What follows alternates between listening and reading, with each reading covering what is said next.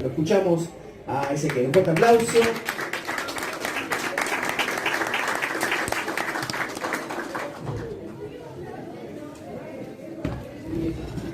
Bueno, muchas gracias a todos los que vinieron temprano. Y bueno, como bien anunció Gito, vamos a hablar de black metal. Y hay muchas discusiones sobre este subgénero de heavy metal, por ejemplo, sobre el origen. Pero bueno, no es el tema de la charla.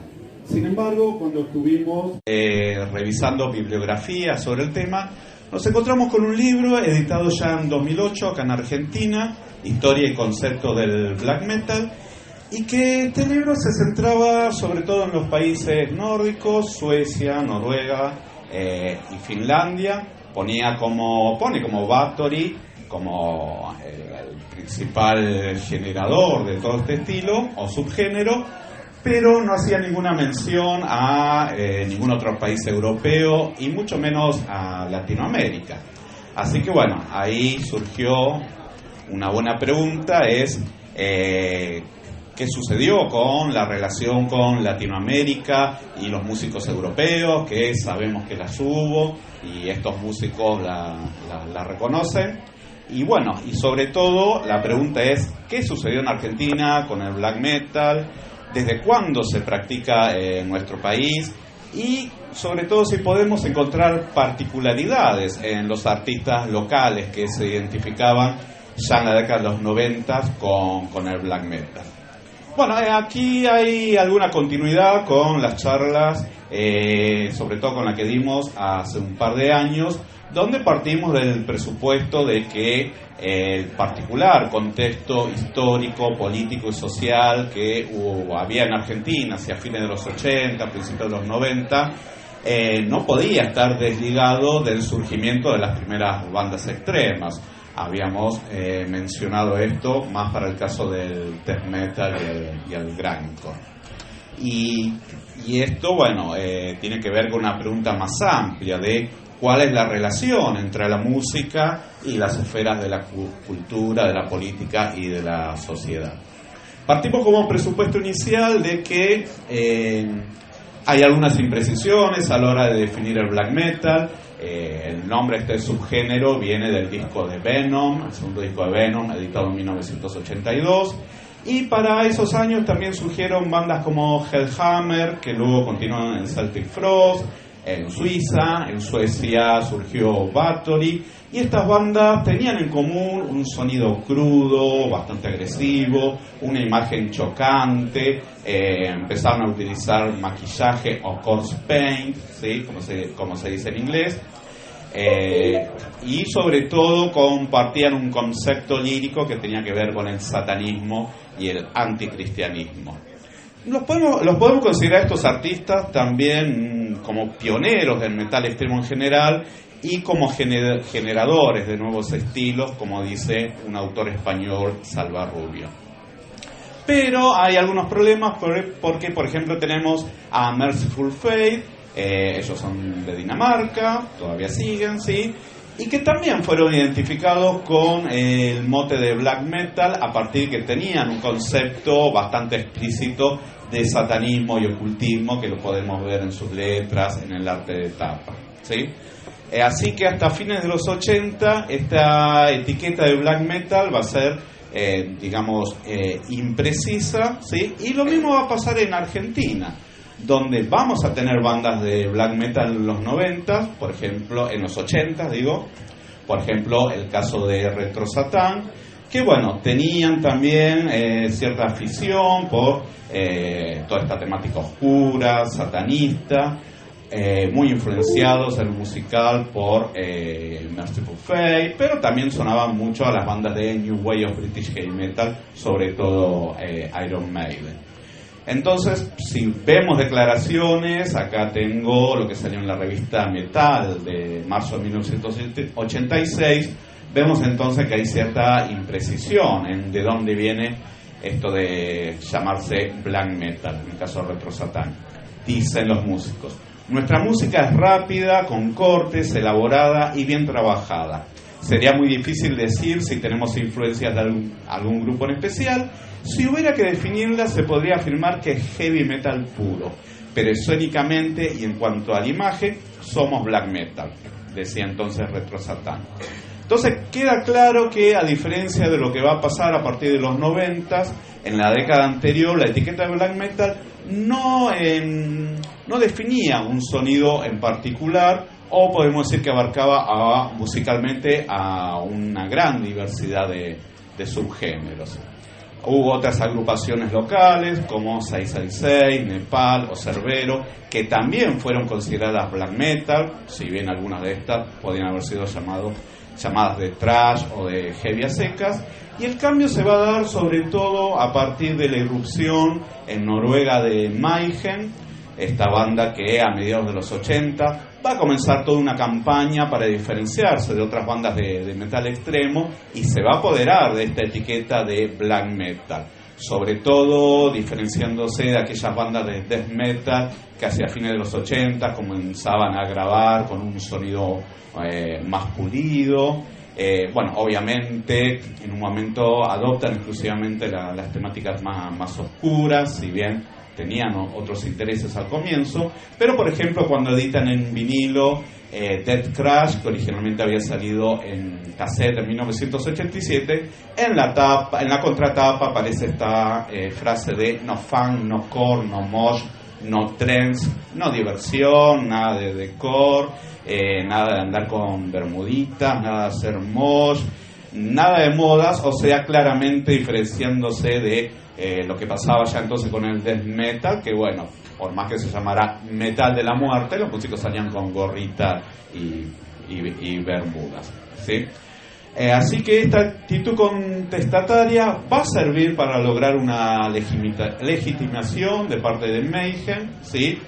Y en una época en que todavía resultaban intercambiables denominaciones como death metal, death thrash, deathcore, black metal, etc.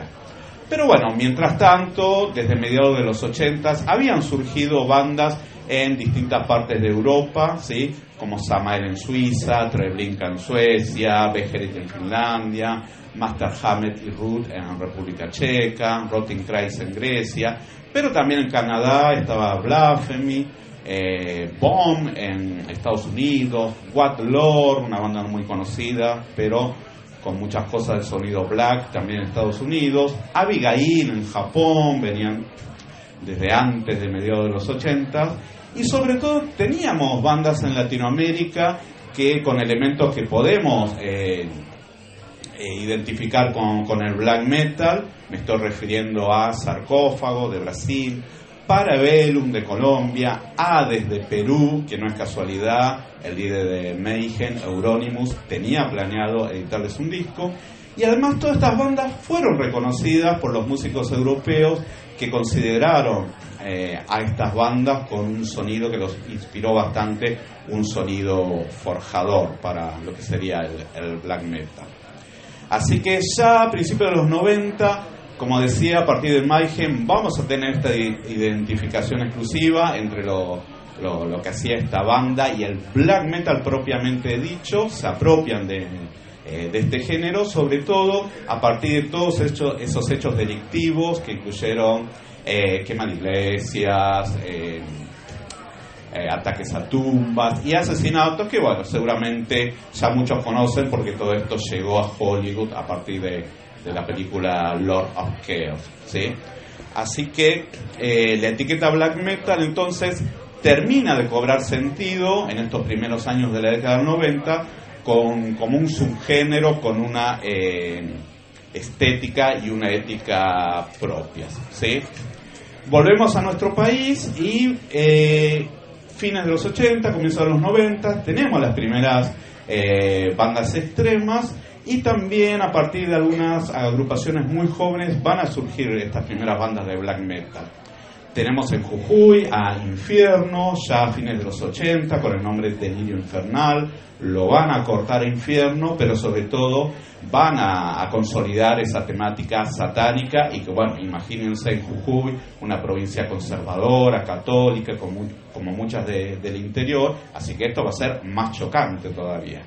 Y aquí en el Gran Buenos Aires, en este gran aglomerado urbano. Vamos a tener a INRI y Templo Negro en la zona sur, ya con un sonido extremo, inspirado por Hellhammer y Celtic Frost, también por Bathory, mientras que en la zona norte van a surgir Windfall y Hermo, que, bueno, si bien son dos bandas que tocaron apenas un par de veces, que solo en el caso de Windfall llegaron a hacer circular un demo ensayo que tuvo una difusión limitada, eran bandas que estaban bastante al tanto, ya llegando hacia mediados de los 90, de todo este sonido noruego, y bueno, fueron de las primeras en incorporarlo en su propuesta, el mismo sonido de bandas como Emperor, Satírico o los propios Mayhem. Así que bueno, quedaron como referentes para la movida que se armaría más tarde. Pero sobre todo quería destacar a dos bandas que levantaron bien en alto la bandera del black metal, ya claramente para diferenciarse de cualquier subgénero. En este caso se formaron en Isidro Casanova, populoso Partido de la Matanza, y me refiero a Sartán y Profanación. Sartán comenzó originalmente como una banda de death metal en 1992, y bueno, tenían toda una puesta en escena bastante chocante, que incluía colgar achuras, por ejemplo, pero bueno, fueron cambiando ese sonido de death metal a uno de black metal, y bueno, a la parafernalia del escenario se fueron sumando distintos elementos que sacaban de cementerios y robaban por ahí, digamos. En el demo Sepultando las lágrimas del Señor, que salió en 1995, quedó bien plasmada toda esta temática de black metal, y también para esa época ya había grabado y se editó ese año el primer cassette de Profession, Satanás, también una banda que inclusive compartían músicos, que ya se había formado directamente bajo el concepto de black metal, ¿sí? Entonces, a todo esto de las cruces quemadas en los shows de Sartán, las procesiones que hacían los músicos enfrente de los locales parodiando la crucifixión de Jesús, a todo eso se va a sumar algo que también va a ser irreverente y que no tiene que ver solo con provocación escénica, sino que tiene que ver con toda una cuestión política, toda una organización que ellos llevaron adelante a partir de lo que llamaron Poder Negro, ¿sí? Una especie de agrupación, si bien no tan estricta, y en la que confluían heavy punks con ideas anarquistas y de izquierda en general. Hicieron diversas actividades, editaron fanzines, promovieron acciones, sobre todo en contra de quienes se identificaban como nazis, y esta ideología también llegó al escenario, y el cántico, por ejemplo, de El que no salta es un skin, también aparecía entre todos esos elementos anticristianos y ocultistas, ¿sí? Así que esto que yo llamo las nuevas blasfemias no significaron solo adoración a Satanás, sino que también vemos un involucramiento en la política, ¿sí? Política partidaria, a veces tan temida por el heavy metal en general, y que bueno, que acá no tuvieron ningún empacho en identificarse con ciertas figuras, los miembros de Sartán y Profession. Por ejemplo, editaron un cassette compilado para promover la causa pidiendo por la libertad de José Panario, un líder del MAS, este partido de izquierda que había sido encarcelado por participar de unas protestas en Neuquén en contra de la baja de los salarios de los estatales. Y bueno, esto va a tener su punto culmine, sobre todo toda la cuestión antinazi y antifascista, cuando en abril de 1996 se realiza un evento gratuito, un festival promovido por la Correpi, Coordinadora contra la Represión Policial, y que bueno, va a traer una gran cantidad de jóvenes al Parque Rivadavia, porque tocaba la renga, 2 minutos, etcétera, y se va a producir una pelea muy conocida contra un grupo nazi que dirigía un puesto en el Parque Rivadavia, y va a terminar con el asesinato de uno de los líderes de esta agrupación nazi o neonazi. A partir de ahí, bueno, algunos integrantes del Poder Negro tienen que cesar sus actividades. Algunos integrantes de Satanic Profession se van a centrar en la militancia en partidos de izquierda, Y un poco como para rematar todo esto, el segundo lanzamiento de Profession, en 1997, se va a titular Socialismo Satánico, ¿sí? Un título bastante provocativo, y si bien esta grabación no tuvo mucha difusión, tuvo una circulación limitada, entonces nos marca esta posición, quizás ya límite, pero bueno, consecuente con las ideas y prácticas de algunos de los integrantes de esta banda. Así que recién, hacia fines de la década del 90, van a surgir bandas de black metal más afines a ideas de derecha, de ultraderecha, pero bueno, esta relación entre black metal y posiciones claramente nazis o asociados a agrupaciones neonazis, bueno, ya excede el límite temporal que me puse para esta investigación y lo dejamos de lado. Así que bueno, como reflexión final, entonces bueno, todo esto que estuve relatando creo que sirve para problematizar esta relación entre el heavy metal y la sociedad, donde suelen aparecer prejuicios sobre cuál es entonces el involucramiento, las relaciones entre el metal y la política, pero bueno, con la sociedad en general, ¿sí? Entonces, un género, el black metal, que muchas veces suele asociarse con ideas de derecha, ideas reaccionarias, vemos que en los orígenes de nuestro país tuvo justamente nació por otro lado, ¿sí? Así que bueno, muchas gracias por la atención. Bravo, Ezequiel.